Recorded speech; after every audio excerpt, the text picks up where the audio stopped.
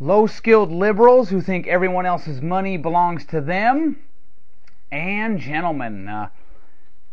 As you all know, George Steinbrenner, owner of the New York Yankees, recently died.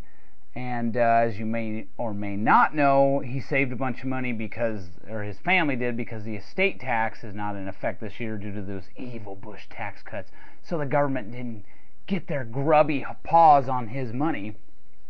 Had Steinbrenner died in 2009, his family would have owed $500 million. If he had survived until 2011, the bill would have been $600 million. The AP, of course, was slightly irritated that this selfish man hadn't died last December, or didn't wait until January to die so the government could get its hands on his money and dole it out to some failed social program. Steinbrenner wasn't the only one. Houston tycoon Dan Duncan, a self-made mogul who at 77, after building one of the country's largest energy service companies, his worth has been estimated at more than $8 billion, and the lack of estate tax has saved his family nearly $4 billion. So there's $4.5 billion the government could dole out for ridiculous earmarked funds, sand on San Diego beaches, or parking garages somewhere, or condom research, or who knows what else.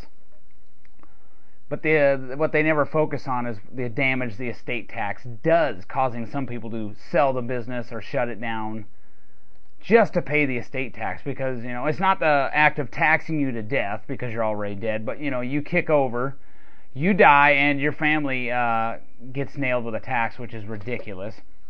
The widows and children of other sports owners have been forced to sell their teams to pay estate taxes, including the family of former Miami Dolphins owner Joe Robbie, who died in 1990, leaving a net worth of about $100 million. His heirs sold the Dolphins to satisfy $45 million in taxes, so maybe some people lost their jobs. But yeah, it's no big deal. They got money, so just make them sell off the family business.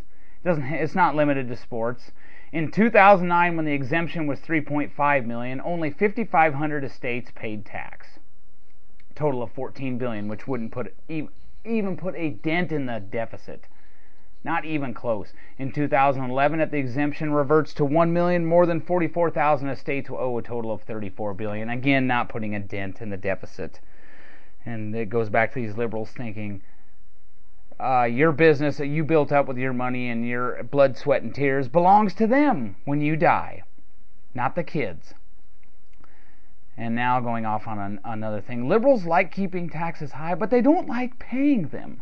John Kerry, the French-looking candidate, who was in Vietnam, by the way, repeatedly voted to raise taxes while in Congress, dodged a whopping six-figure state tax bill on his new multi-million-dollar yacht by mooring her in Newport, Rhode Island. His 76-foot New Zealand-built yacht. It was built in New Zealand, not the U.S. 2 VIP main cabins and a pilot house, blah, blah, blah. But instead of berthing the vessel in Nantucket, where the Senator summers with the Mrs. Teresa Heinz Kerry, who is dreadfully ugly, Isabel's hailing port is listed as Newport on her stern. Could the reason be that the ocean state repealed its boat sales and use tax back in 1993, making the tiny state to the south an evil tax haven like the Cayman Islands, Bermuda, and Nassau for tax-skirting luxury yacht owners like the Frenchmen? Cash-strapped Massachusetts still collects a 6.25% sales tax and an annual excise tax on yachts. Sources say Isabel sold for something in the neighborhood of $7 million, meaning the Frenchmen saved approximately $437,000 in sales tax and an annual excise tax of $70,000. If Kerry was consistent, he would have had some brainless union goon construct this boat under the auspices of Davis-Bacon laws, paid an exorbitant price for it, and still docked it in Massachusetts. Kerry later said he was going to cut a check to the state of Massachusetts to make up for this. He's only sorry he got caught. He shouldn't have to. This is the smart thing to do. Why would you go somewhere where you pay higher taxes?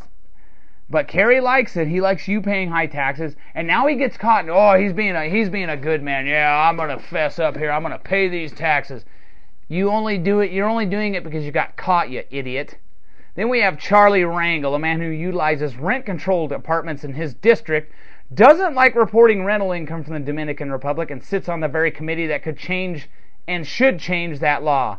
Jason Matera nailed Charlie on this. Charlie wasn't pleased. Again, I'll have all the links underneath the video. You can check it out. Jason asked Charlie about this. You're avoiding all these taxes. You're utilizing rent-controlled apartments. Yet you keep taxes high and sit on the Ways and Means Committee that could change it.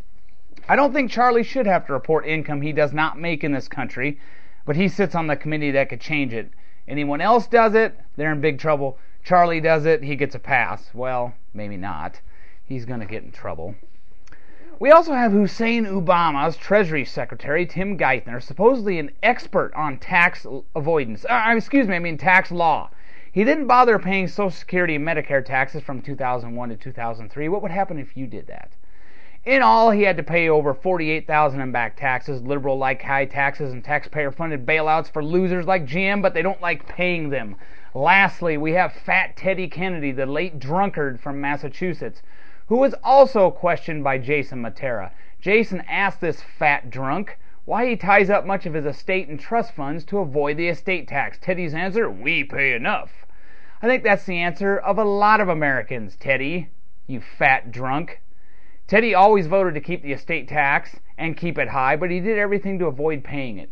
Do as the libtards say, not as they do. So yes, high taxes, we want high taxes, you're going to get nailed, death, your father dies, passes the business off to you, well, you got to get taxed for that. You use your own blood, sweat, and tears to build up a business, you sell that off when you retire, you get nailed with the capital gains on that so-called unearned income, which is ridiculous. The capital gains tax, the tax on dividends, taxes on estates should all go the way of the dodo. And you can see how these liberals, they like avoiding taxes. They're going to do whatever they can. And Teddy, he didn't want to pay those estate taxes that he voted to keep really high. I wonder why. So there you go, folks. Do as they say, not as they do. And no, liberals, my money and my neighbor's money does not belong to you. Have a nice day.